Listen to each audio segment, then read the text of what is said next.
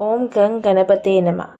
लोक म्हणतात आम्ही वर्षानुवर्षे पूजा करतोय, पण घरात अजूनही प्रसन्नता का नाही? देवघरातल्या मूर्तीमध्ये खरंच देव पण आलेय का? भक्तांनो, देवघर केवळ सजवून चालत नाही, तर ते जागृत करावं लागतं. आज मी तुम्हाला अशा काही गुप्त संकेतांबद्दल आणि प्रक्रियेबद्दल सांगणार आहे, ज्याचा उल्लेख केवळ प्राचीन ग्रंथात आढळतो. जर तुमच्या घरात हे छोटे बदल घडत असतील, तर समजा साक्षात ईश्वरी अंश तुमच्या घरात वास्तव्यास आले आहे.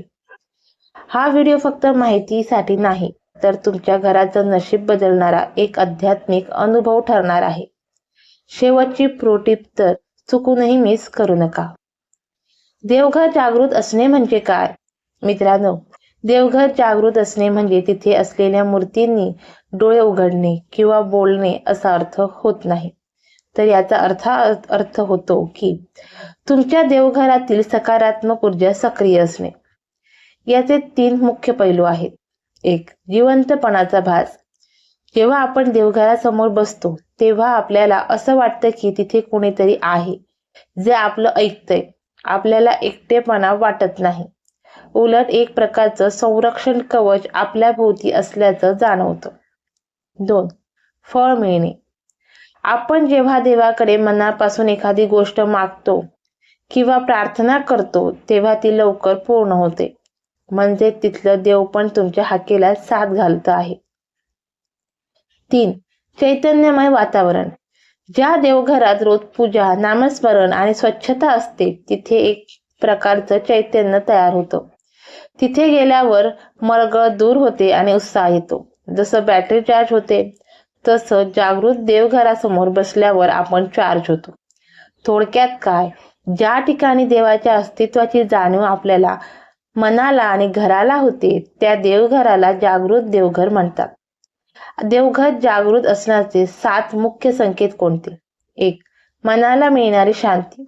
बघा, आपण जेव्हा बाहेरून थकलो, भागलो येतो, तेव्हा टेन्शन मध्ये असतो. तेव्हा जर देवघरासमोर बसल्या बसल्या तुमच्या मनातले विचार शांत झाले आणि तुम्हाला रिलॅक्स वाटलं, तर समजा तुमच्या देवघरात सात्विक ऊर्जा आहे.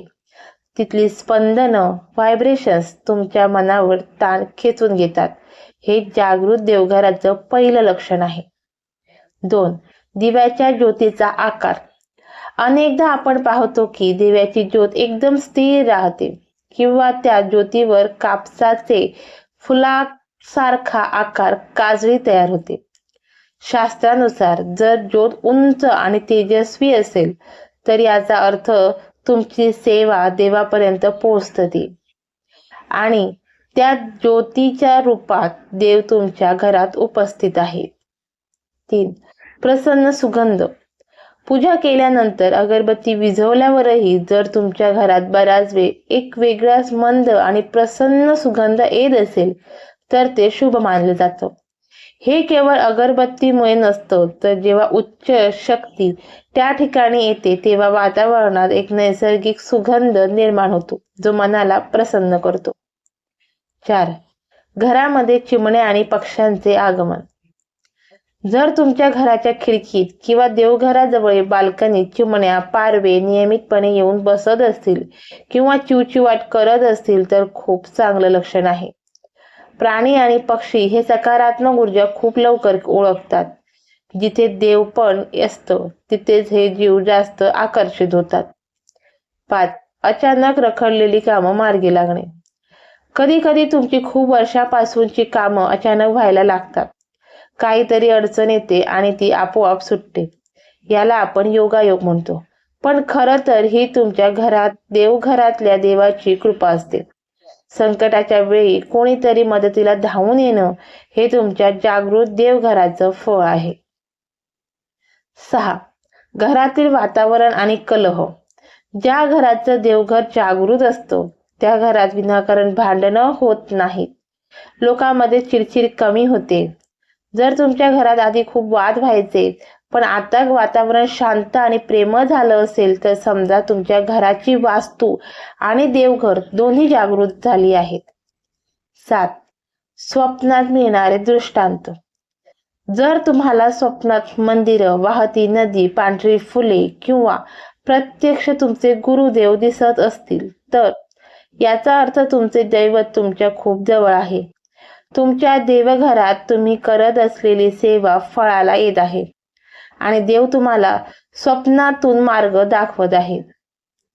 देवघर जागृत करणे म्हणजे तिथे असलेली सकारात्मक ऊर्जा वाढवणे. यासाठी खूप अवघड विधी करण्याची गरज नाही. फक्त खालील 5 साध्या गोष्टी नियमाने केल्या तरी तुमचे देवघर चैतन्यमय होईल. 1. वेळेचे पालन आणि नियमितता. डिसिप्लिन. देवघर जागृत करण्यासाठी सगळ्यात महत्त्वाचा नियम म्हणजे वेळ. रोज सकाळी किंवा संध्याकाळी एकाच ठराविक वेळी दिवाबत्ती करा. तुम्ही ज्यावेळी देवाला हाक मारता त्यावेळी तिथे शक्ती निर्माण होते. 2. स्वच्छतेचे दैवदत्त. क्लिनिंगनेस. देवघर नेहमी स्वच्छ ठेवा. देवांच्या मूर्तीवर ढोस असू देऊ नका. रोज मूर्तींना ओल्या कापडाने पुसा आणि अभिषेक करा. वाळलेली फुले आणि निर्माल्य देवघरात ठेवू नका, कारण त्यामुळे नकारात्मकता वाढते. 3. नामस्मरणाचा आवाज. Sound energy. केवळ मूर्ती ठेवून देवघर जागृत होत नाही, तर तिथे मंत्रोच्चार होणे गरजेचे आहे. रोज किमान 10 ते 15 मिनिटे तुमच्या कुलदेवतेचा किंवा गुरुमंत्राचा जप तिथे बसून करा. जप करणे शक्य नसेल तर साध्या आवाजात एखादं स्तोत्र किंवा भजन लावा. शब्दांच्या लहरीमुळे तिथली ऊर्जा सक्रिय होते. 4.